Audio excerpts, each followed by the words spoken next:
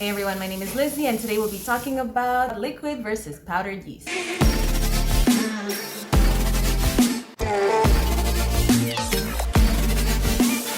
What is yeast? Yeast is a fungus that needs sugar, warmth, and moisture to survive.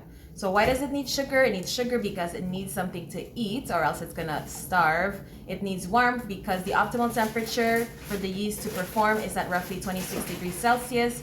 And it needs moisture because once you put yeast and sugar together, the yeast will not eat the sugar. It's just not activated. It needs a sort of liquid, and this liquid could be warm water, this could be juice, this could be other types of liquids that do not have preservatives, because once you add a liquid with preservatives like Coca-Cola, this inhibits the yeast. However, all other types of liquids are a go for the yeast. When we compare liquid versus dry yeast, there are more strains of liquid yeast out there. So there are more choices of flavors when you use liquid yeast, because a lot of yeast were not able to be dried successfully. And when we're talking about dry yeast, we have two types of dry yeast. We have active dry yeast and instant dry yeast. So what is the difference between both, you may ask? Active dry yeast is larger. It stays dormant until it's dissolved in a little container of lukewarm water. So this, in other words, would be called a starter. This is when you put in a dish, you put warm water and then you add the yeast to it, and this activates the yeast. And for the yeast starter temperature, it's suggested to leave it at 110 degrees Fahrenheit for the yeast to be active.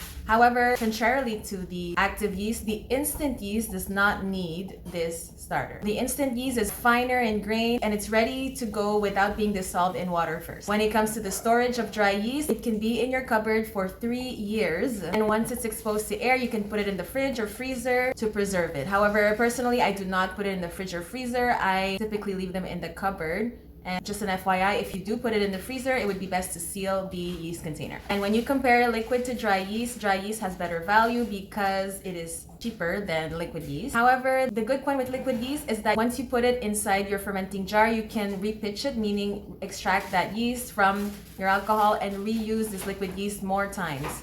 While the dry yeast can be used less, and this is because the liquid yeast is subject to quality control, therefore it has better strains of yeast cells. And I'd like to know, drop a comment below if you use liquid yeast and do you repitch it? Do you use the same liquid yeast for multiple fermentation batches, or do you just throw it away after one use? When comparing dry to liquid yeast, the results will be the same. In terms of liquid yeast, there are more flavors than the dried yeast as mentioned earlier, and I will show you a pack of liquid yeast that I have here for winemaking.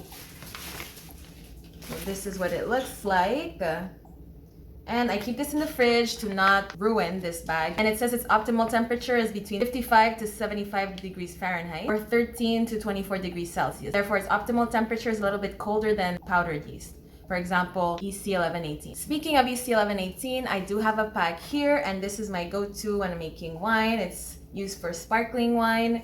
And I'd like to try this liquid yeast and see if the flavors are different. Is it noticeable in my batch of alcohol? And to rate which taste I prefer. However, when using liquid yeast, I would suggest to use it fast because it has a shorter lifespan than dry yeast and needs to be refrigerated to prolong this life. When it comes to cell count, dry yeast has more cell count than liquid yeast. Therefore, when I use 1 teaspoon of dry yeast, which is the usual amount that I use in my recipes, I would use 2 teaspoons of liquid yeast just to make sure that there's enough yeast to eat the sugar and that the sugar will be able to be fermented and transformed into alcohol and CO2. For those that have used both liquid and dry yeast, I'd like to know, do you double your yeast recipe when you're using liquid versus dry? And in order to increase the speed of your fermentation, it's always good to add yeast nutrient. The yeast nutrient is a powder form, and I add 1 teaspoon of yeast nutrient when I add 1 teaspoon of dried yeast. And this is to invigorate the yeast.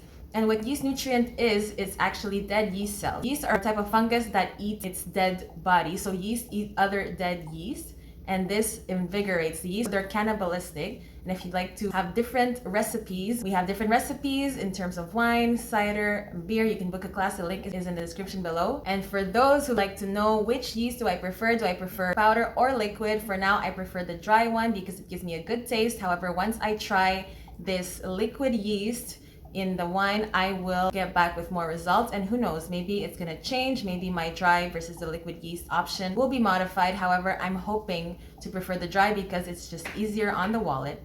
And for the liquid yeast, what I'm gonna do, I'm going to imitate red wine. I'm gonna use cranberry juice, liquid yeast, and sugar and tannins in order to imitate wine flavor.